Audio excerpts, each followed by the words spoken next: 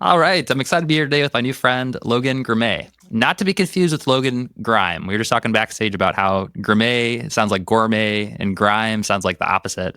But it is, in fact, Logan Grimé. He's the founder of ViB3 MACHiNE. He's cracked the code on songwriting, helping artists transform their music. And he's personally got over 10 million streams, sync deals. He has a thriving online academy where he teaches artists how to simplify and streamline the process of making melodies into their music. And it's, there's some magic that was happening because literally backstage before we started this, he said something in passing. He was like, technology. And then it turned into like a whole little bit where we were singing like the technology song. So the melodies are literally pouring out of him. So I'm excited to talk with him today just about what he's learned in terms of being able to use things like Instagram and social media to be able to share your voice, as well as really where he focuses around melody creation and being creative. And as an artist in today's day and age, how do you actually use that to express yourself and cut through the noise? Logan, thank you for being on the podcast today. Thank you for having me. I'm stoked to be here. Absolutely. So to kick things off, maybe for anyone that this is the first time meeting you or connecting with you, could you share a little bit about your story, how you got started, and really what you designed? What was the origin, the genesis of ViB3 MACHiNE? Well, I grew up in a family where my dad was a rock star, but he was not a rock star that the world knew of. He was a rock star in sort of a past life and when I was a young kid. And so my dad was a prolific songwriter and the singer of a band. Before I was born, in the 80s, he was going out and he was playing with his band, writing songs, writing on the piano, writing on, the guitar and the bass. And then his band would bring the songs to life in my grandparents' garage.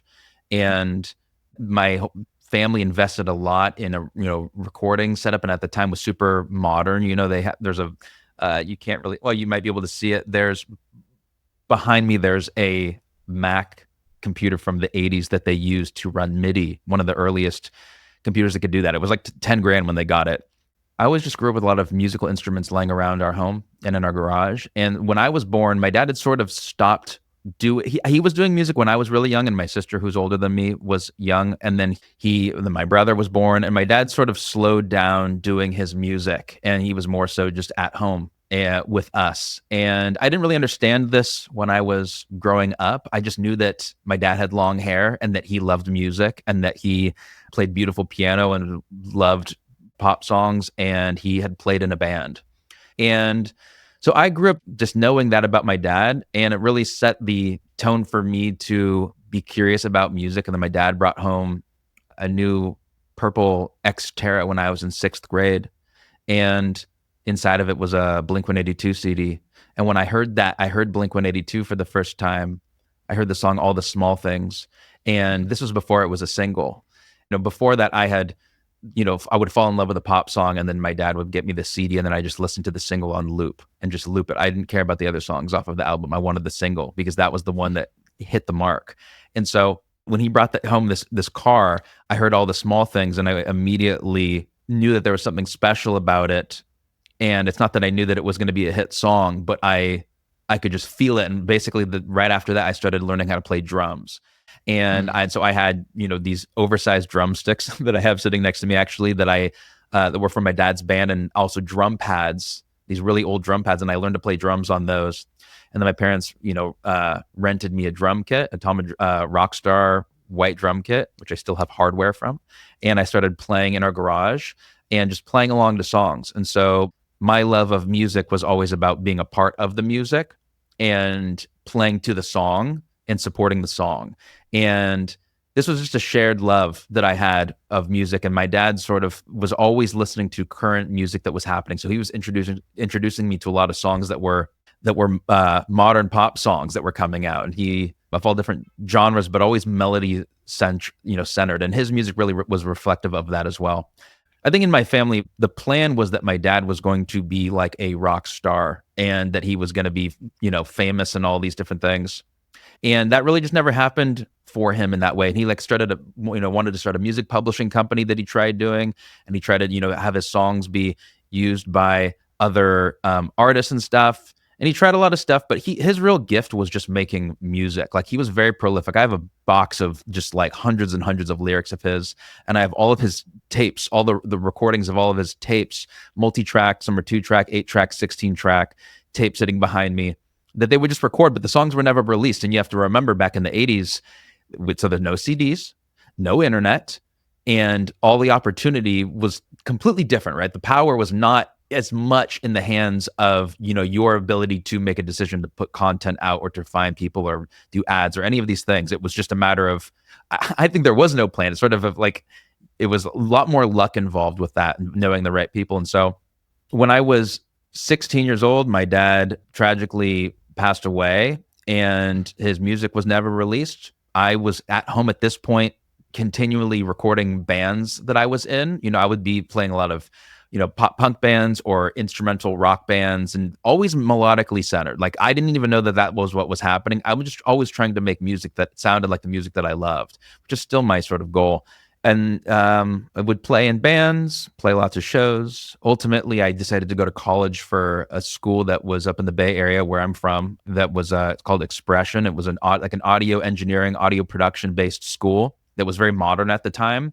And so, get to learn on big consoles and just, get to play around in multi-million-dollar recording studios on big different desks, and you could rent out the studio space there. And so I did that more than any other student at the school. I'd basically steal time from the other students so that I could just be in the studio nonstop.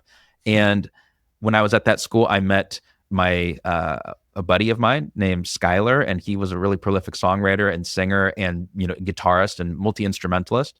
We started a band. We would self-produce ourselves. Out of college, we decided to not play shows anymore for like a year, because we had played a lot of shows. And I know a lot of bands play a lot of shows thinking that it's going to result in more reach or more opportunity. And yes, it does. And it builds connection with others. But we took a step back and we said, this is a lot of work to do this. And there aren't people at these shows that we don't know, which is a very big difference from where a lot of people are playing shows and they're like, there are people here. But I'm like, how many of these people came to see your band or your artist project, whatever it is, and you don't know them? That is like basically a big mask that a lot of people sort of don't look at, but it's a completely different experience.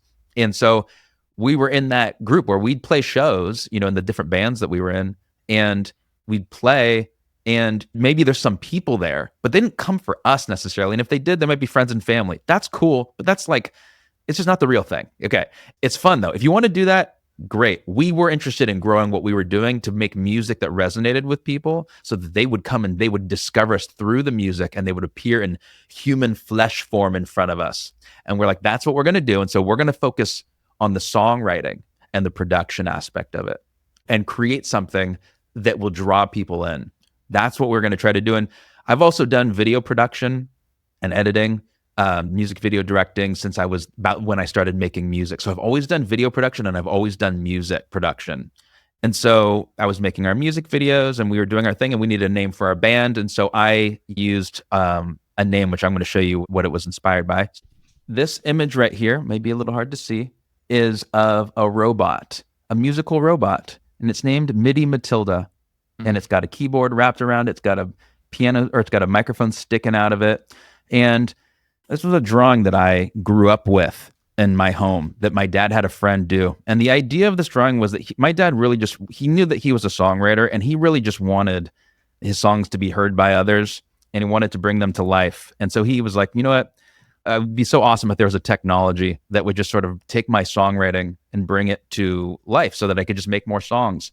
And he called it Mini Matilda, named after my great-great-great-grandmother. His name was Mini Matilda. So I always grew up with this idea. And so we named our band that, Mini Matilda.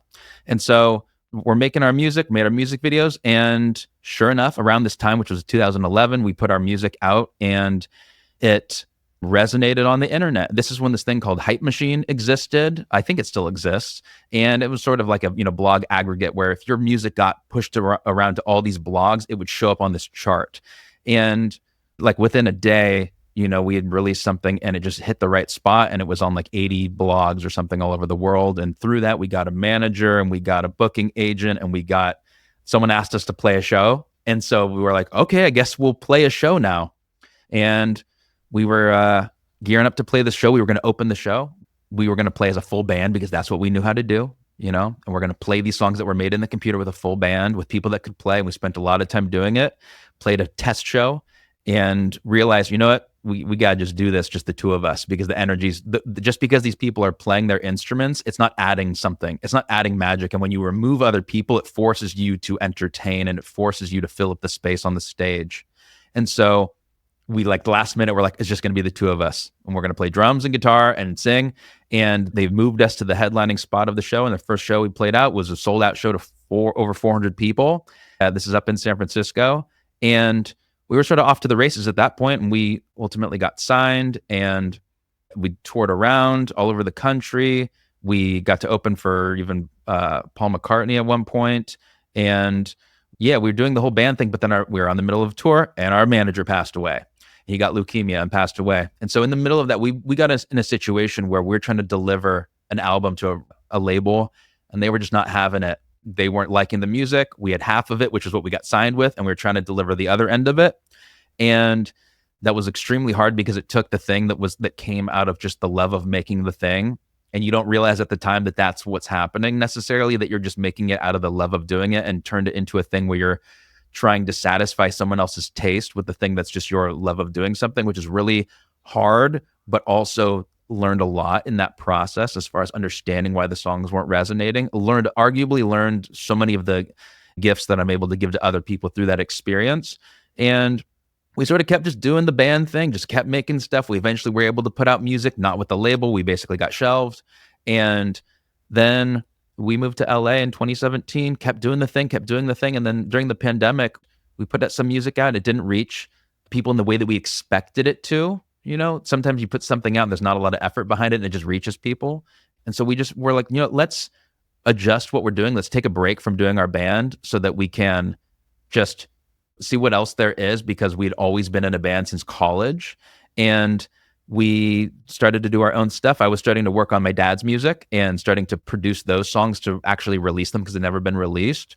And then Sky was doing his own music, and I started to make social media videos talking about the things that I understood when it came to music and helping people and really trying to provide value to people, which in a world of, trying to get attention online through your music, it's a lot easier just to be like, I'm just going to go value direct with this, because you can just skip it, because it's when people are showing their music, it can be, I have a lot of thoughts around this, but it's a different mindset. When people make music, it's a look at me, look at me, look at me. Not that this is for everybody. If you simply change the frame and you say, I'm going to help you with the things I know, it's very easy to get people's attention. It's like super simple that way, because it can't be denied. There's a lot of music that comes out.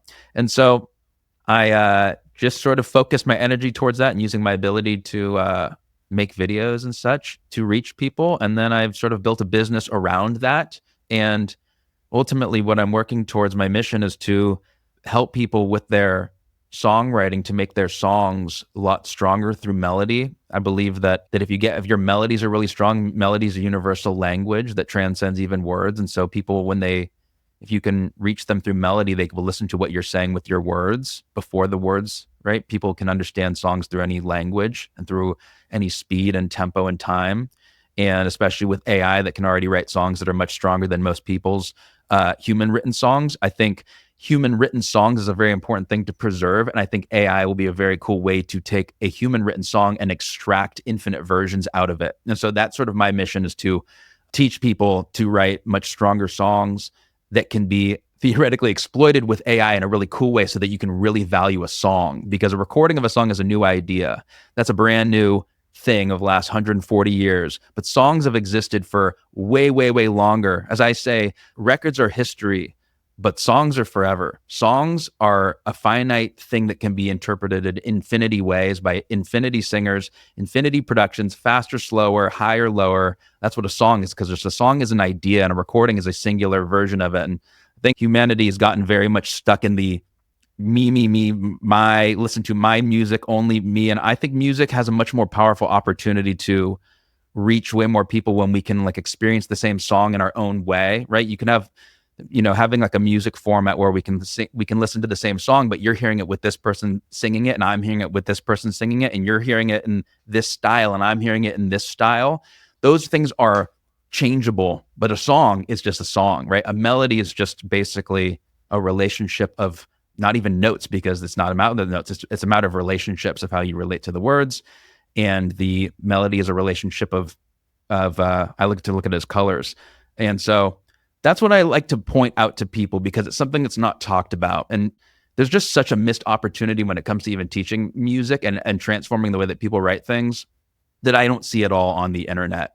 I know who the popular people are when it comes to this stuff, and I see what's being talked about. I see all of the interviews, and I know that there's a simplicity and elegance to making music that is the true magic that humanity loves, and doesn't even know why it loves it. It just loves harmony and it loves melody. And I think injecting that into more people's music is a way to immediately make it resonate with more people, and therefore bringing and attracting people to what you are doing and listening to what you actually have to say. And that's my blurb. Holy cow, dude! You have an incredible story, and there's a lot of good stuff to unpack there. I mean, I love that you're focused on not running away from some of these tools with like AI and music in particular. I know there's a lot of fear and concern around what is this going to mean for humanity. So I think that your mindset of, this is just a tool, and it's important to preserve the humanity and to actually use this to sort of facilitate the creative expression is really needed right now.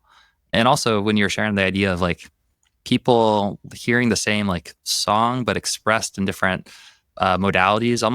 I thought it was before with like AI, it'd be really easy to, well, maybe not easy, but I feel like this is happening right now, or it's possible, where you can actually have the same song and then just create like a different version of it for every genre. Same song, like here's the version in every genre. And it's almost like translating something to a different language where, there's a certain, like maybe there's a idea or a course that if you just speak one language, like it's not accessible to 99% of people. But if you make it translatable, now like everyone that speaks all those different languages can kind of understand it. I feel like there's something there with AI, with music, that's gonna be so wild that people can kind of express themselves and connect with people through those different languages of like genres. Yeah, so I mean, there's a whole lot to unpack there. And before we go there too, I know this was a long time ago, but I'm sorry to hear about your dad. And it's something I think is really special, just kind of hearing how you're able to keep his music alive, and how he's in many ways like who he is and his music and his artwork is kind of a channel through you, both through your DNA and who you are, but also through the music. So I think it's pretty remarkable that you've been able to carry things on like that. Thanks, dude. Yeah, it's sort of a discovery process without me intending to do that. This robot drawing that I was showing was something I just grew up with, and it's what my logo, the ViB MACHiNE, is that. And that was not actually back in 2019, I was working on creating a plugin, was where you could basically take a melody and then you could just listen to it in different formats, kind of like the way that MIDI works, but with just, great composition. And that's what sort of led me to this idea of like interactive songs. And honestly, it was like my buddy came up with the name. He's like, "Oh, you call it ViB MACHiNE." And I'm like, "Oh, that's cool." And then I'm like, well, I guess what I'm really creating is this idea of what my dad's dream was just having help bring his music to life. And I'm like, okay, so that's sort of what I'm creating, that using technology to do that and to amplify that. And which is really bizarre and was not intentional, which is such a beautiful, magical thing to get to be a part of that, because it's so fun. And all I want is there to be just more music that speaks to me out in the world. And I've, through all my years of producing songs and being in the studio and doing this, that, and the other, the thing that I learned through that was that I love songs. And a song, I don't need a recording of it to enjoy it. I can listen to a song in my mind, and so can other people. And if you get that right, the recording, that does a lot of the heavy lifting of a mix, of a production, of everything. And that's the main thing that I took away over years and years of doing that stuff, was like, oh, it's the composition of this thing is great. This thing it is great.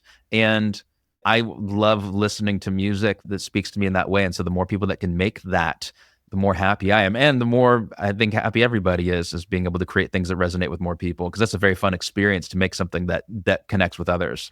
Absolutely. Yeah, and I love that idea too of the understanding the power of the song, and like the idea is kind of the foundation, and how the recordings are sort of like extensions or they're instances of it, but really like it starting at the core, starting at the roots of the song is such a important thing to to get right.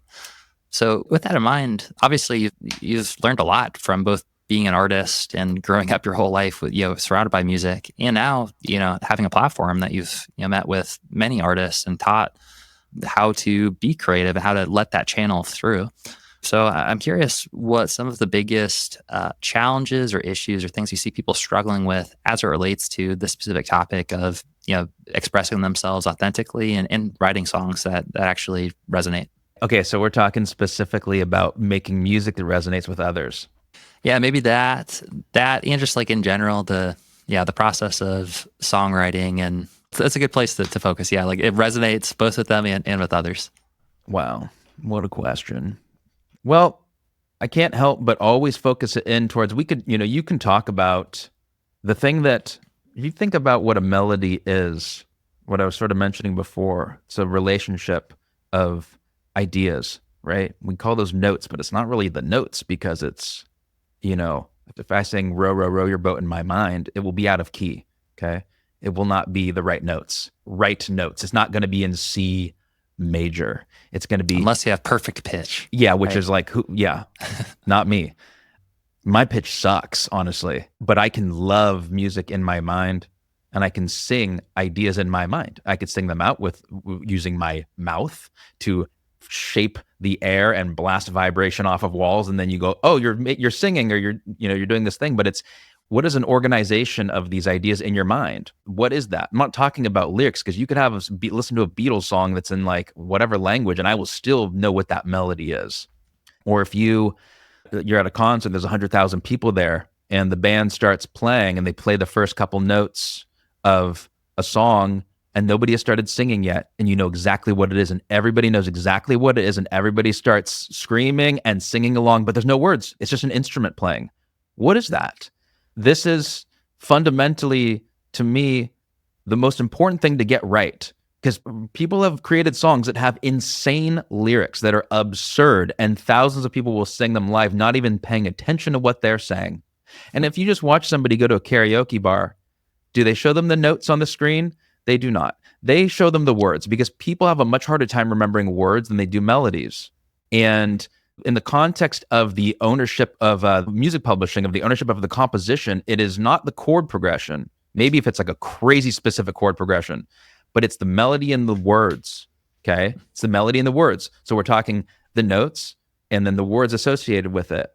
And so to me, again, it always comes back down to melody being the absolute core and the only way that somebody will be even a gateway into what you're saying. And it's not that lyrics don't matter. Lyrics matter immensely. However, lyrics can be, you can write poems on paper and people can experience what you're doing that way. The reason it's a song is because we're going to experience melody and lyric together with music supporting it and harmonizing it and bringing it to life so that we can appreciate that. You don't sing chord progressions, you sing melodies. And sometimes you don't even sing the right lyrics, but you'll sing the melodies. And oftentimes I do a lot of work when it comes to talking about songs that millions of people love and explaining why the melodies work. And oftentimes I'm a drummer, and so I come from the drumming brain. And if you think of a drummer on stage, right? If you think of a drummer playing a beat,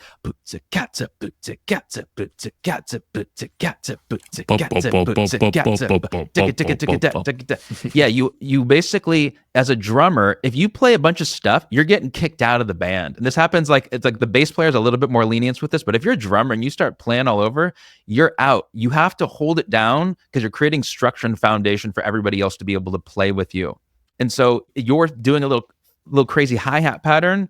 Maybe if you're playing like with Michael Jackson on stage and they're playing Thriller and you're playing the live, 20 BPM faster version of it, you can go crazy with it. But generally speaking, on a recording, it's a matter of fitting in and being consistent. And what happens is, oftentimes in songwriting, individuals prioritize what they are saying over the melody structure. And this is foundationally the number one issue that people have when it comes to their music resonating with others, is they're basically forcing people to not be able to sing along with what their song is, because they're prioritizing what they're saying over the melody. And you can hear this very, very clearly. And this is the thing, is music is all around us, so you can hear it. It's like it's an awareness thing. It's just tapping in. And I like to look at music on the computer using a software called Hook Theory, which is really powerful because it shows you the notes with colors and the patterns. And so when individuals are writing songs, they're prioritizing, I want to say this, and they will say something and they will shift what the melody is rhythmically, because melodies are fundamentally rhythms with notes associated with them, longer or shorter. And so what they will do is they will alter the melody and the patterns, and they won't repeat certain melodies. And so therefore people can't sing along with them. And so when they do this, it makes it so that it's really hard to sing along, and then people just sort of tap out. And if you have a melody that's, if you look at the most popular music in the world, if you look at like whatever, Billie Eilish, Birds of a Feather or something, it's the melody pattern is the same pattern the entire song. It's an AAAB, what I call a tri-loop twist. And that's singing the melody once, sing the melody twice, sing the melody thrice, and then break it on the fourth one. Just gives just enough expectation and breaking expectation, and then shifting intervals between sections and changing what those patterns are. And then basically utilizing the chord progression to reharmonize what is being done. If you take a single melody and you sing it over and over and over and over, and you just simply change the chords under it, it is naturally very beautiful. And it's naturally extremely complex in the harmonic structure, because for every note that you're singing, every note that's below that in the chord progression is changing the way that the next note feels. And it's very simple. It's so surprisingly almost dumb and so insanely powerful and so awesome sounding. And so when you sing simple melodies, and you can have the lyrics will change, and you can have the production change, you can all these things change, but if you allow melodies to be sung more than one time, you basically solidify it in somebody's brain. And this is very intuitive for many songwriters to do this. They don't realize they're doing it. More so a producer mindset might be one understanding when, hey, you're altering the lyric and it's making the melody not be symmetrical with this melody. It just takes people out of the thing. And rules are made to be broken, but oftentimes songwriters don't use any rules. And because they're not using any rules, they are consistently making things that are not easy to remember. And that's fundamentally the biggest issue that I notice when it comes to people writing music that doesn't hit. I have many, many people, thousands of people reach out to me for feedback on their music. I give feedback to people on their music, and this is across the board the same thing every single time. It's the first thing that I call out. And you can simply hear it, like just listen to a song and measure the melody, say, do they sing that melody again or not? And no, people just don't pay attention to that stuff. But when it's done, it's absolutely, at least in a pop sense, which I don't even like that word, but I love music where the melody is strong and memorable. I like unforgettable songs. This doesn't necessarily apply to if you're someone that is just rapping, where it's not melodic and it's more about what you're saying and the flow of it. Though I would argue that much music nowadays, a lot of hip hop that's more melodic, does this actually far more than other things. So that repetition is very, very powerful, because what's repeated is remembered. Super smart. Yeah. So it sounds like what you're saying is that really fundamentally the song and the music, what resonates with people is the melody, and having a melody that people can sing along to, they can remember, even beyond the words are really important. But yeah, I've also heard a lot of songs that have lyrics. I'm like, what the heck does that mean? But like the song is amazing because it's able to have that melody. As you were sharing that part at the end too, since we started the podcast, I've had that hook stuck in my. Okay, do that. Sing that melody, and all I want you to do is to change the chords and keep singing that melody and over again. And without even knowing it, I know it'll sound great. Without even hearing it, if you just sing that and you just change chords.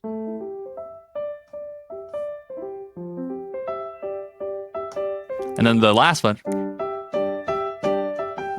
Yeah, that's the one that you're talking to changes. You know,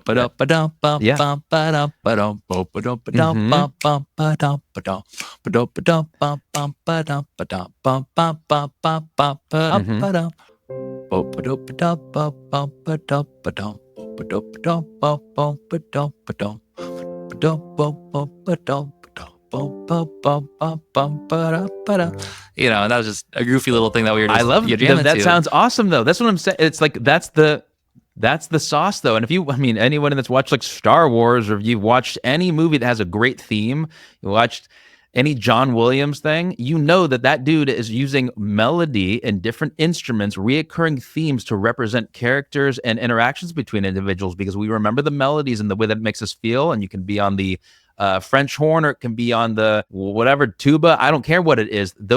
Again, the melodies, it's all the melodies. And it's like, when I hear harmony, I've always loved harmony. I used to like sing Hanson songs in my friend's parents' side room when I was in high school, just because we were like trying to hit the harmonies. We were totally off. But basically, the satisfaction of harmony is just absolutely this profound experience that humans get to have. And the word is not even really used that much. And it's like, I'm not talking about harmonies of just voices harmonizing. I'm talking about the way that you're taking a melody and you're bringing it to life through relationships of the notes that are around it. And it's just the best thing ever. It's so true. Yeah. There's something, you brought up the word relationships a lot in terms of how the melodies kind of interact with the song. And yeah, I think that's a powerful just concept in general. When you talk about relationships and the foundation of life itself, in a lot of ways, it seems like it just is just a bunch of relationships. Like we don't exist except in relation to like others, and harmony, as you're describing it, is really like the relationship between the melody behind the two different tonalities that kind of come together to form that harmony. So it's interesting, to kind of think about it that way. Absolutely, yeah. Well, hey, Logan, one question that I'd love to hear from you, based on that being like the number one thing that you experience from from all these audits that you've done and listening to people's songs, and also hearing like, you've broken down lots of popular songs that have resonated with billions of people, and you've kind of noticed that the melodies and it's knowing how to create repetition in a meaningful way and then break expectation. For an artist who's watching this right now and they want to learn how to write better melodies, or to be able to kind of master this specific topic, kind of overcome the challenge of not knowing what the melody should be, what would you recommend for them? Like, what's the practice, or like how do they actually get better at doing this? Well, I have a checklist you should that talks about this. Yeah, man. If you have the check, I mean, that's the perfect resource. So yeah, could you share a little bit more about? If you go to the songwritingchecklist.com, there's a checklist that I have that's free to try out that basically takes you through 27 different concepts that you can become more aware of in your songwriting. It's really about awareness. I think the easiest way is to take what you love, the music you love, and just become more aware of what's going on with it. I recommend trying to pay attention, singing along to things that you love, and noticing. A big one is just noticing how many times a melody is used within something, and then being okay with doing that in your own music. Like you were just doing when you were singing that little melody. I thought that sounded awesome. And you're singing a little ba-ba-da-da-da melody with the piano. Sure, it's got that little vibe. That's just the sound that you're using, right? There's no words. But the way that it is, you're comfortable in just singing it over and over again, is a great way to experience the simplicity of what really music already is. And I would say to be focused around having your melodies. Like one thing that I say to do to individuals also is to basically write songs and don't record them too quickly. A lot of times, because we have technology to be able to record very fast, we will overly commit an idea. And when it's committed to the computer, tape, whatever it is, we are sort of saying like, hey, this is solid, this is good. And we're listening to it back. You may have a turd that you are just listening to and you're accepting it as being what the idea is. If you want to test an idea's strength, sit with a friend, write a song, record it onto your phone, come back in a couple weeks and sit in that room and say, can we sing the entire thing through without listening to the recording right now? And you will know how much you can remember that song. You will use the brain recorder that you have. It will not be lost. You'll have an iPhone recording. You can refer to it if you need to. But this goes for lyrics and melody. Focus on the song, not on the production of the thing. And if you can sit in a room with a friend that you're comfortable with, that you really enjoy hanging out with, regardless if you make music or not with them, is a really powerful thing to do because there's not pressure around it. Some people, especially in the world of songwriting in a professional sense, at least in LA where I live, there can be a lot of pressure to like output. And I think if the more that you can have relationships with people where you trust in them and you can trust in the love of creating something that's really enjoyable for both of you guys, and then testing it on your brain computer, test on the brain computer. It's a really great way to just see like, oh yeah, we remember all of this stuff. If you can remember it, other people will remember it as well.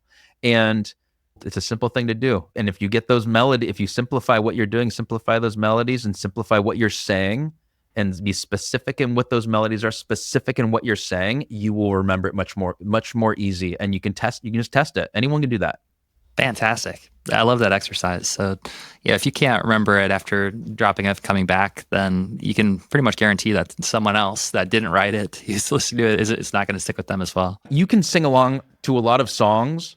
If you're hearing it for the first time, especially a lot of modern songs, you can listen to them and you can sing along to them and you can predict where they will go. You can sort of predict, you're like, that melody, that's definitely happening again right here. Okay, next section, this going, that's definitely happening again right here. If they're following the rules, quote unquote, rules are made to be broken, of course, but trying to become, again, aware of the patterns that are being used strategically to make people attracted and gravitate towards songs at the biggest scale. And I'll say the biggest scale being the songs with the billions of streams.